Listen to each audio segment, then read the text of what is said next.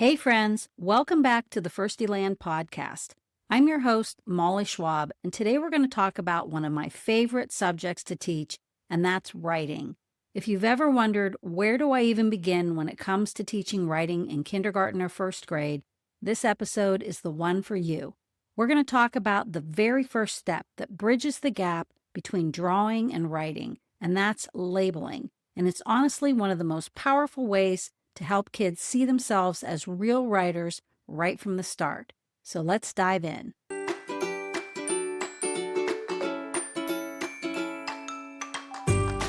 Hey there, I'm Molly from Firstieland, a former elementary teacher with over 30 years of experience in kindergarten and first grade.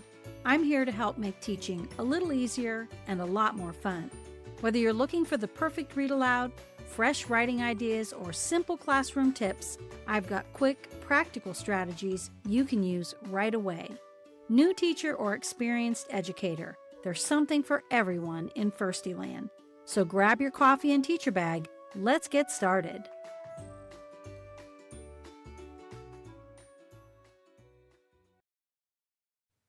Before we begin, I want to preface this episode by saying that before you start any formal writing instruction, you want to make sure that kids actually know some of their letters and the sounds that they make before they're going to be able to write them on paper. But when you do first start writing in kindergarten or first grade, you want to begin with teaching kids to label a picture. So let's talk about why you should start with labeling and what that actually means.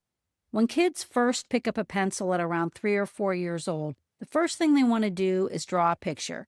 They're usually going to draw their house or a family member or a simple picture of the sun. We've all seen those first drawings from kids. But when they get to school, we want to bridge that gap between drawing and writing. And so showing kids how to label their pictures is the way to do that. And labeling is basically when kids write 1 or 2 words to tell about a picture. The reason you want to begin with labeling is because it's going to help build their confidence as writers. You want to start slowly so they don't get frustrated and upset and just want to quit.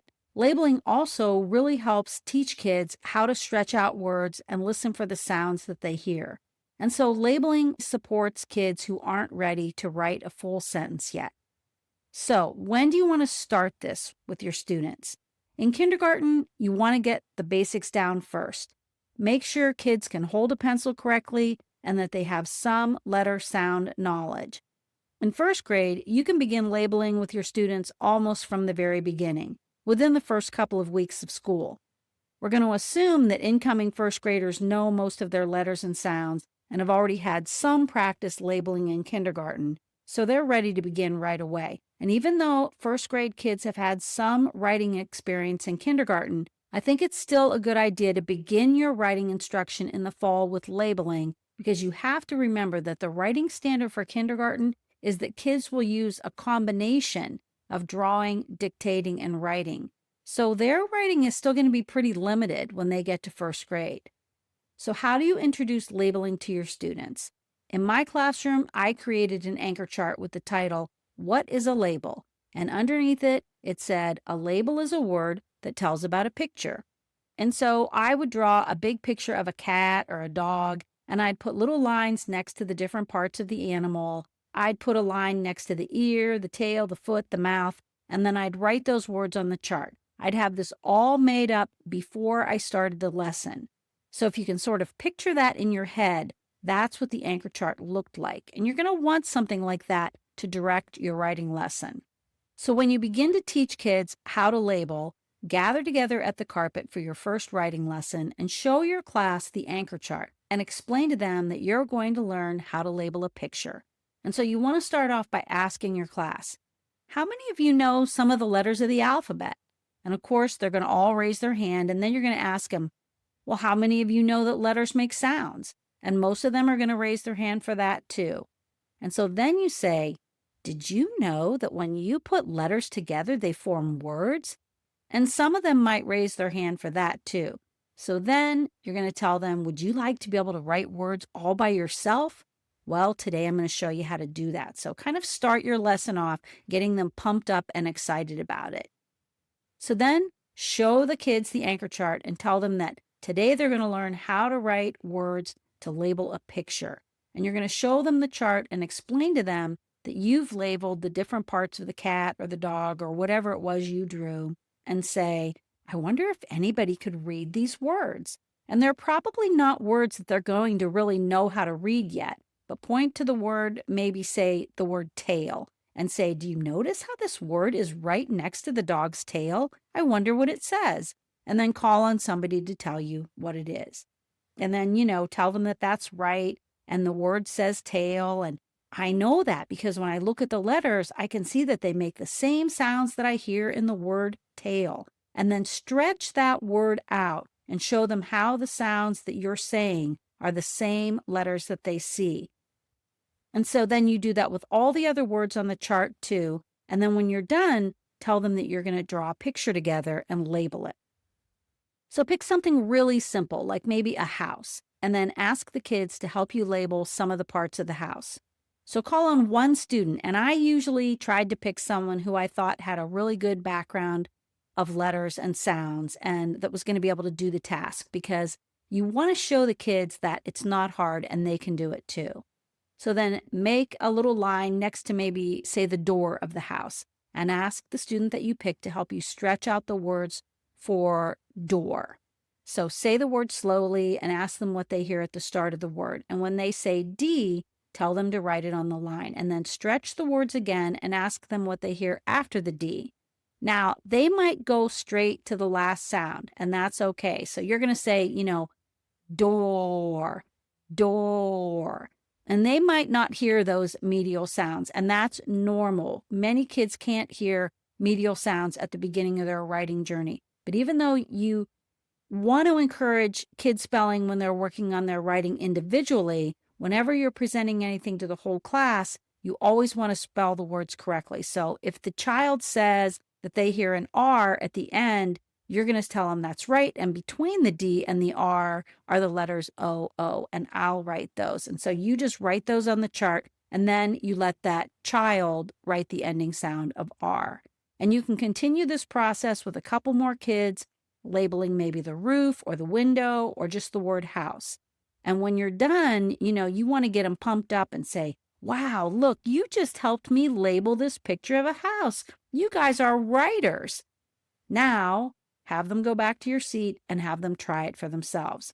So give everybody a sheet of paper, have them draw the same thing that you just did. If you did a house, have them draw a house, whatever it was you decided to do your labeling on.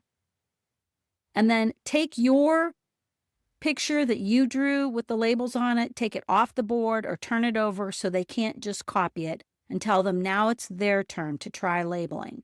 A lot of kids are going to struggle with this. They might have a hard time remembering how to form different letters, or they might struggle with stretching out the sounds. That's okay. It takes kids time to learn how to do this, and that's why you start with labeling, because it's very simple writing. The first time they do this, they may only get one word on the page, and it probably isn't going to be spelled correctly. Many kids are only going to be able to write the beginning sound of each word. Now, some kids might be able to hear the beginning and the ending sounds, and that's fabulous.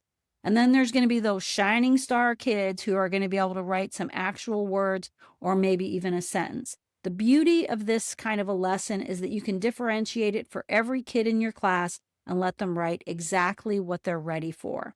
For most kids, you want to keep it very simple at first, just one or two labels. And you need to model this over and over and over. Labeling can go on for at least a couple of weeks in first grade and much longer than that in kindergarten. Every day, choose something simple to draw and have kids come up and help you label it, and then send them back to try it on their own. Eventually, you're going to want to have them draw something totally different than you. For instance, maybe you decide for your labeling, you're going to draw a family member. So maybe you're going to draw and label a baby, but then tell the kids that they can draw and label anyone in their family, or maybe their whole family. Or maybe one day you decide you're going to draw and label a monkey and then tell your class to draw and label any animal in the zoo. Or they could draw the whole zoo and label all the different parts of the zoo. The point of labeling is to have kids practice stretching out words and listening to the sounds that they hear and then writing them down. If you have kids who are really struggling, you can give them a mini word wall to help them write hard words. Or another way to really help kids is to make lines next to the picture that they drew so they know where to write the word. And for instance, let's say they're labeling a dog. You could make 2 lines next to the dog and tell them to listen for the starting sound and the ending sound, and then write that on the 2 lines. So they're going to stretch the word dog out, dog, and write the D on the first line, and then tell them to stretch the word dog, and what do they hear at the end, and write that on the second line. For some kids, you are going to really need to hold their hand through this process of labeling a picture until they feel confident enough to do it on their own. And praise, praise, praise. Tell them how great their writing is, how you loved how they heard all the starting sounds or all the ending sounds. Tell them how good their letters look and how you love how they tried to write 3 words or 2 words or whatever it is. Just really build them up so they begin to feel confident. Whenever you finish your writing lesson for the day, tell them what great writers they are. I used to say stuff like, "Did you know that you could write that many words? That is really good writing." Stuff like that to just build them up, because most kids aren't going to have a lot of confidence in the beginning, so you need to pump them up. Some other ideas for getting started with writing is to have a writing notebook of some kind. It's great to use the same notebook all year because you can really see the progression from those first writing activities of just writing labels to the end of the year where they're writing full paragraphs. And if you work on writing every day for just a little bit and take it slowly, especially in the beginning, you are going to see kids writing those paragraphs in May. Another idea is to have kids help you label the different places and objects in your room. You can get some sentence strips and cut them into smaller sizes, and then have kids help you label your centers, your mailboxes, cubbies, your desk, the door, the clock, anything in the room, and then hang those labels next to the object, and the kids can use them all year to help them in their writing. You can also use some printable picture prompts to help kids with labeling. You could use coloring pages or special pages made just for labeling that have writing lines already on the picture. I used pages like those in my classroom, and I had them for every season and holiday, and we used them all throughout the year. Even when kids begin to write sentences, they still enjoyed a simple labeling page occasionally, and it was great to have something like that for your struggling writers all through the year. I'll put a link to the pages that I used in the show notes so you can check them out there. So, what are some common mistakes that teachers make when they start teaching writing?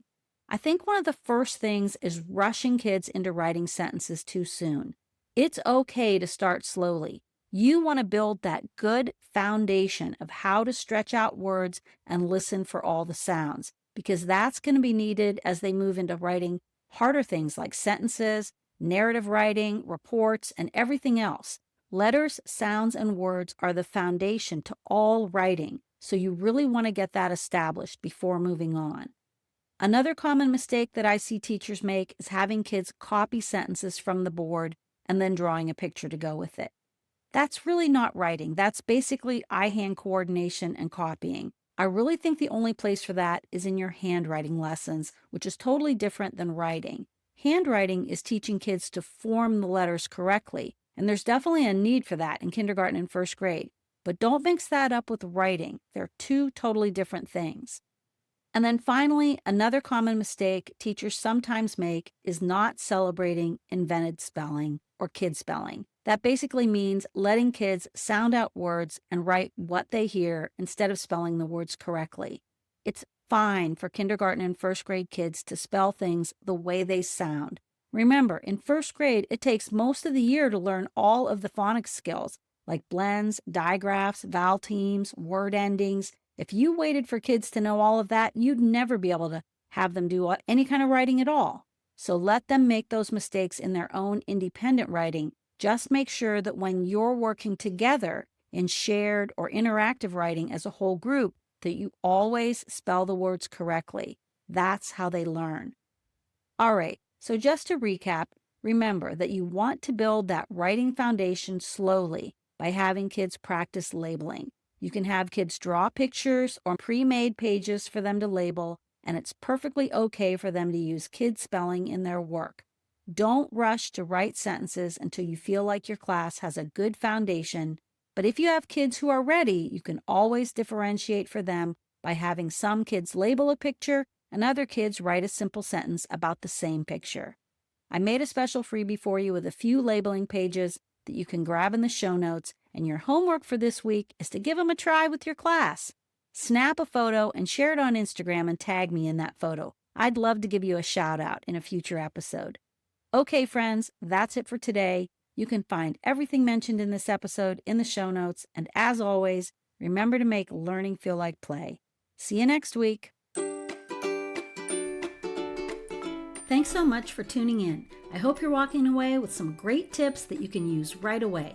Be sure to hit the follow or subscribe button so you never miss an episode. And if you're enjoying the podcast, I'd love it if you'd leave a review. You can find the show notes and links for everything mentioned in this episode at Firstieland.com. I'll see you next week in Firstieland.